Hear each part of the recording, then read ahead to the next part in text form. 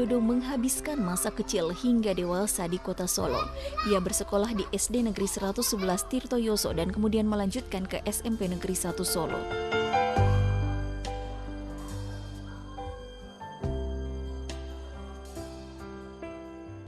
Saat di SMP inilah Jokowi sangat ingin masuk SMA favorit. Namun apa daya, saat hampir semua temannya berhasil masuk SMA yang diimpikan, Jokowi justru gagal. Ia kemudian harus menerima keadaan masuk sekolah SMA 6 Solo tanpa keberadaan teman-teman dekatnya. Peristiwa ini sempat menjadikan Joko Widodo mengurung diri di kamar dan jatuh sakit panas bahkan tipes. Setiap kegagalan itu pasti ada hikmahnya. Setiap kegagalan itu pasti ada manfaatnya untuk diri kita. Kalau kita bisa mengambil hikmah dari setiap kegagalan itu. Dan itu saya alami waktu dari SMP masuk SMA. Tidak diterima dan ya yang namanya anak kan juga shock juga. Tapi setelah itu kemudian belajar keras. Gaya tegas Jokowi sudah terlihat sejak di sekolah. Jokowi berusaha selalu jujur dalam meraih prestasi.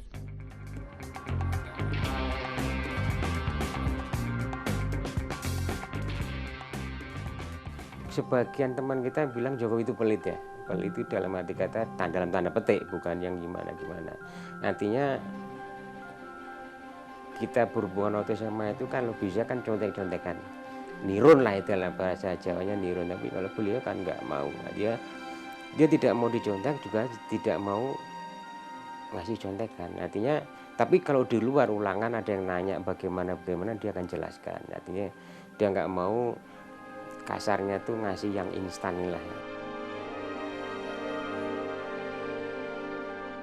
Di balik ketegasannya dan kepintarannya, Jokowi sangat setia kawan dengan temannya. Mahmud Nurwindu punya kenangan khusus tentang sahabatnya ini yang senang membantu sahabatnya yang kesusahan. Nah, ya kan masih naik sepeda. Saya juga termasuk yang masih naik sepeda.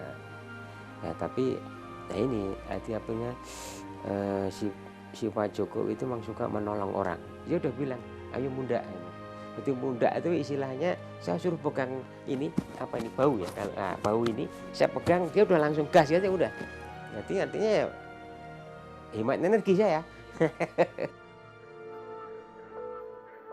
Saat masih bersekolah, Jokowi sudah harus bekerja membantu orang tuanya yang tukang kayu.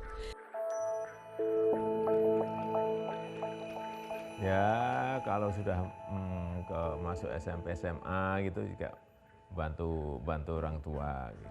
Ya bantu misalnya mau memasukkan serbuk ke gergaji, ke karung untuk gitu kan bisa dijual gitu ya. Pekerjaan sebagai tukang kayu yang digelutinya membuat Jokowi tak ragu saat ia harus menentukan kemana ia akan melanjutkan sekolah usai lulus SMA. Jokowi memilih masuk Fakultas Kehutanan Universitas Gadjah Mada untuk memperdalam pengetahuannya soal dunia perkayuan. Para sahabat di kampus mengenal Jokowi dengan gaya penampilan yang trendy, gaya pemuda era 70-an. Karena ceweknya sedikit, terus sering digoda-goda sama yang cowok-cowok, tapi di antara cowok-cowok yang menggoda itu tidak ada Jokowi. Tidak ada. Jadi iya, tidak ada. Saya soalnya hafal yang goda-goda itu.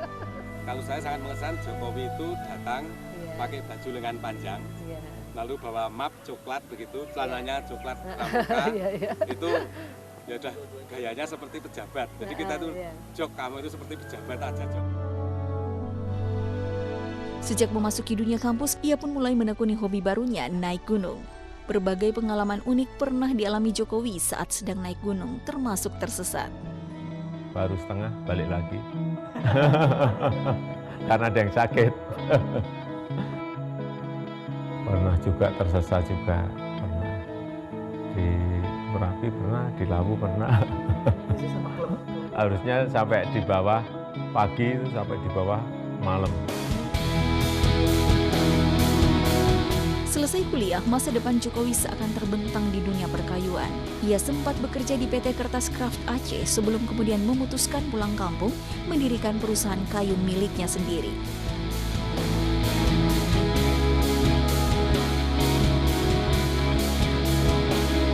Pak Jokowi, ini kita saat ini ada di mana Pak sekarang ini? Itu showroom-showroomnya pabrik. Showroom pabrik. Dan ini semua produk dari pabrik Bapak? Iya. Apa sih Pak yang menonjol dari produk-produk Ini produknya Jokowi? semuanya untuk ekspor. Untuk ekspor. Nggak ada yang Kita dijual? sudah mulai tahun 90-an lah ekspor. Dari tahun 90-an. Nah, kalau Mulai dari nol. kenapa nggak meng-grab local market juga Pak? Kita lebih senang sih menyerang ke pasar global. Karena lebih banyak pesanannya Ya, kali Pak. kuantitinya lebih banyak, jumlahnya lebih banyak, dan kita dibiasakan dibiasakan untuk tarung dalam sebuah kompetisi harga yang sangat ketat sekali, dan kualitas yang standarnya sangat ketat sekali, dengan waktu yang mepet dan harus on time delivery, harus kirimnya harus tepat waktu. Jadi kita harus pegang 3 prinsip. Pertama, harga yang kompetitif, kualitas yang baik, kemudian kirim tepat waktu. 3 ini, kalau nggak punya ini jangan harap. Sambil kita lihat-lihat tuh Pak, pesanannya bisa seperti apa sih Pak? Karena ini ekspor ya, memang banyak yang tergantung pada pesanan. Desainnya desain dari sana, dari pembeli. Tetapi ada juga yang saya desain sendiri. Mana seperti Pak? ini. Oh, ada yang Bapak desain sendiri? Nah, ini, Mana, Pak? Ini. Wah, ini desain Bapak. Apa keistimewaannya nih Pak Jokowi? Ya banyak sisi artnya, finishingnya juga berbeda. Ini seperti ini yang memang dibuat, dan memang tidak mudah. Memang emang ini ciri khasnya Pak Jokowi, memang konturnya kasar, kemudian Iya, betul, dibikinnya betul. dengan suasana artistik dan juga seperti kayak kuno. Ini padahal ini baru nih Pak ya? Iya betul, ini baru. Jadi antik repro. Inspirasi, kalau kita bicara inspirasi Ini Pak ya Jokowi, kalau kita dapat dari sering mana? pameran keluar, kemudian sering membaca Pak Nosil Pak.